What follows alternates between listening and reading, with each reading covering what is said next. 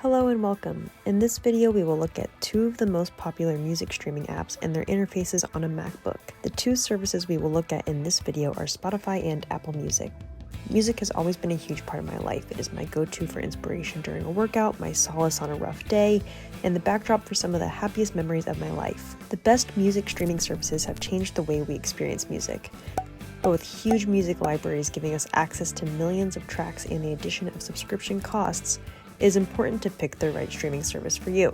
We will look at their homepages and design to give a base understanding of each service. Then we will review the most common features and usages, including using the search bar, creating a playlist, and then any other features we come across when exploring these streaming services. When you open Spotify, you will see your most recently played music or episodes. Spotify also provides you recommendations. In the top right corner is your profile. Directly to the left is an icon with 3 people. This is your friend's activity. Then to the left of this, you can see what's new from your favorite artists or podcasts. In the top left corner is the home icon. Underneath it is the search feature, and below this is your library, which you can collapse and expand by clicking the icon with the 3 books. In your library, you will see any playlists, artists, albums, or other content that you have liked. You can also change the library's organization by clicking on the 3-line symbol in the top right corner of your library. I am going to change mine to alphabetical, but I'm going to keep my library in list format. You can also filter your library by selecting the filtering options at the top of the library. I like to choose playlists and then by you to see what I have personally made. Another feature of Spotify's interface is the back and forward buttons in the top left outside of the sidebar, which allows you to easily navigate through search results back to the home page. Now let's look up an artist using the search bar. The top result will appear under the search bar to the left, and possible songs are to the right. Underneath these are playlists that may feature the artist, other artists with similar names or similar fans, podcast episodes with similar words in the title, and more. When you choose your desired artist, you can follow them by clicking the follow button to the left of the screen underneath the artist's name. Now let's search for a specific song. Again, the top result will appear underneath the search bar to the left, and other songs to the right. You can add a song to your liked songs by clicking the addition symbol to the right of the song title. Then this button turns into a check mark. If you want to add the song to a playlist, you then need to click on the checkmark symbol. You can click here again to make an entirely new playlist, which will then be titled after the song and then include the song. Spotify recommends more songs to add to this playlist if you scroll down. You can change the title of your playlist by simply clicking the title. Here you can also add a description and choose your own cover art by hovering over the playlist cover, clicking the pencil icon, and then uploading your own photo. And now we've created a playlist on Spotify. Another way you could do this is to go back to your homepage, go to your library, and click the addition symbol in its top right corner. And now you have a blank playlist.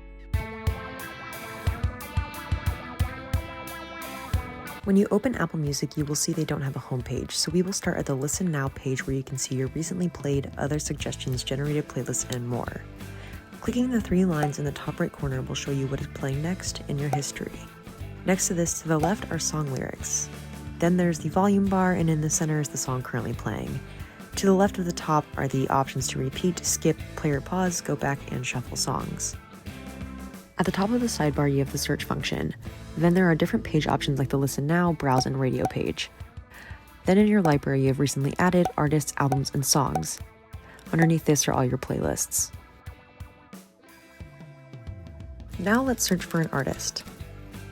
The top results will appear directly underneath your search, and when you scroll down, other artists, albums, songs, and playlists can be found. When you select your desired artist, you are taken to their page, and you can favorite this artist by clicking on the star to the right of their name. Now to search for a specific song, we go back to the search bar, and again the top results will appear right below, along with more artists, albums, and songs with similar titles. When you click on the song, it takes you to the album or release the song is on. Here you can like the song by going to the left of the title and clicking on the star, which will turn into a heart. Then to the right of the title, you can add the song to your library by clicking on the addition sign. To add the song to a playlist, click on the 3 dots to the right of the song, go down to Add a Playlist, and here you can add the song to a pre-existing or new playlist. So let's just go ahead and create a new playlist. It is automatically named after the artist and title of the release, but the title is already selected, so you can just delete it and type a new title. Then you can add a description by clicking underneath the title. You can also change the cover photo by clicking on the existing photo, and now you have your own playlist on Apple Music. Another way to make a playlist is to go up to the menu and go to File, then New, and then select Playlist, and now you have a blank playlist. When comparing Spotify and Apple Music on a MacBook, it's important to consider how each platform's design and user interface can affect our music streaming experience. Spotify's interface is full of features that might initially seem overwhelming, however, it's designed to help users navigate the platform and is great for those who enjoy a personalized experience. In contrast, Apple Music has a more minimalist approach. Its interface prioritizes simplicity over an abundance of features.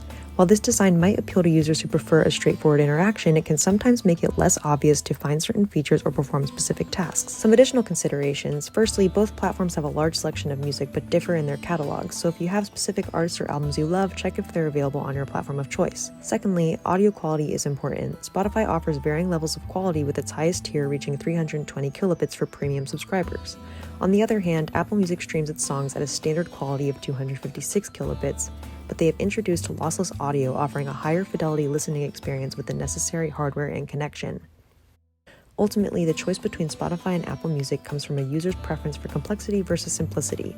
The best choice is the one that aligns with your personal preferences and how you like to experience music. Comment down below if you use Spotify or Apple Music and why.